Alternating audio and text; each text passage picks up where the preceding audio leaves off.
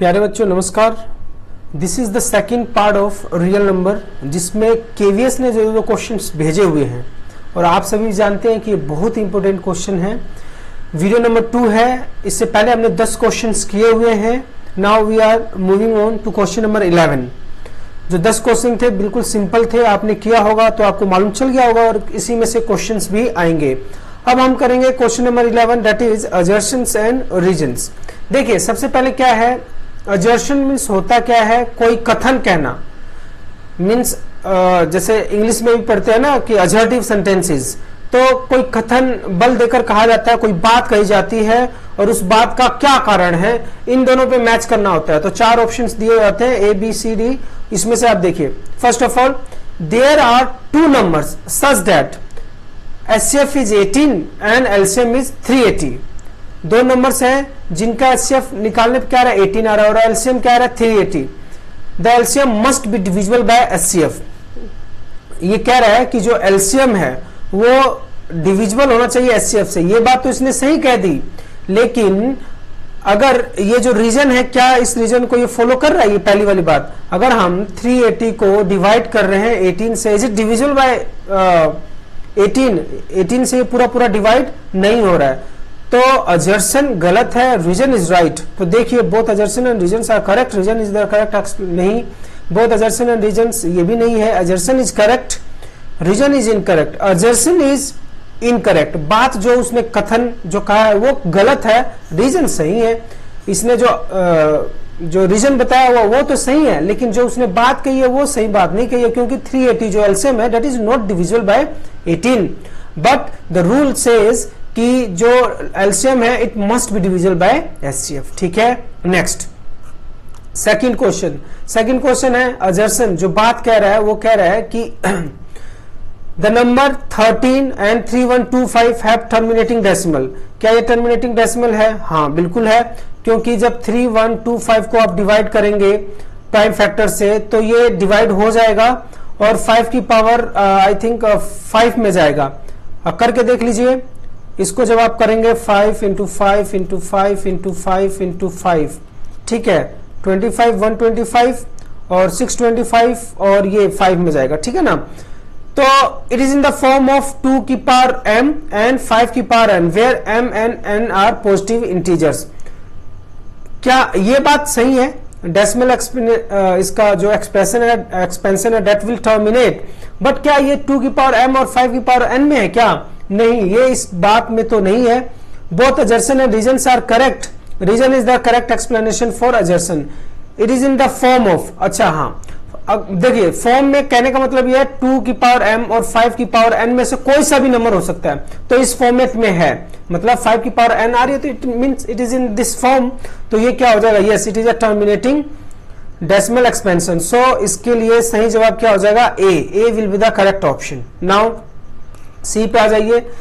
सी कह रहा है कि the number 4n can be divided and with digit 0 where n is a natural number. 4n can not, अच्छा 4n 0 से n नहीं हो सकता। ऑफ कोर्स अगर n नेचुरल नंबर है तो मान लीजिए 1 ले लिया आपने, फिर 2 ले लिया, फिर 3 ले लिया, क्या इसके लास्ट में कोई ऐसा टर्म आ रहा है जो 0 आ रहा है? ये तो 4 आएगा, ये 16 आएगा, फिर 64 में भी 4 आएगा, अगेन 6, ये रिपीट करता रहेगा अपने आप को। 0 तो नहीं आ रहा कहीं पे, we are not finding any 0 at the last digit, unit place पे हम 0 नहीं पा रहे हैं। एक बात तो ये होगी, तो इसने ये बात सही कही है। The prime factorisation of a number 4n have only prime 2।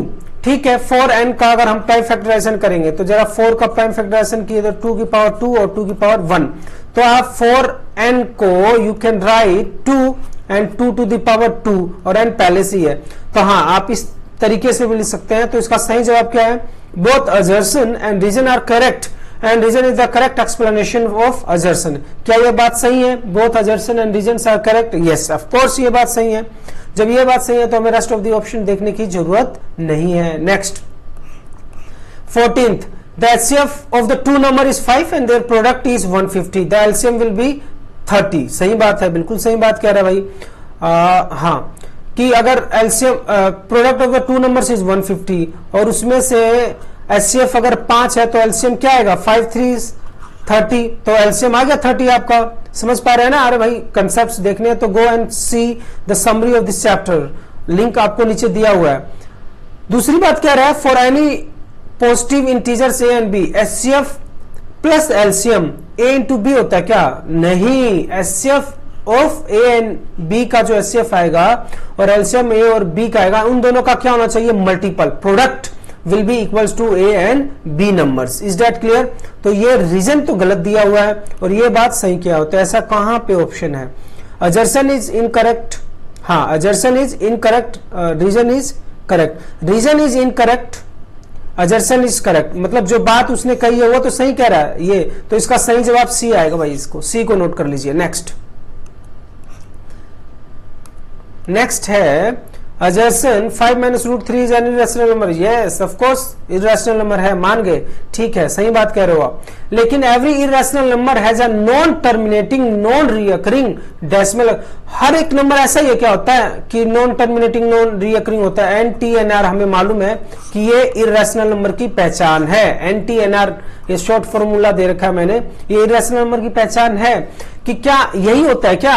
नहीं भाई, जो पाई की वैल्यू होती है वो भी इरेशनल नंबर है, जो लॉग्स की वैल्यू होती है वो भी इरेशनल्स में आते हैं, रूट के अंदर जो भी हम प्राइम नंबर्स लिखते हैं वो भी इरेशनल नंबर है। तो ये भी तो एक्सप्लेनेशन है इरेशनल होने के लिए। It is not necessary that number is non terminating and non repeating.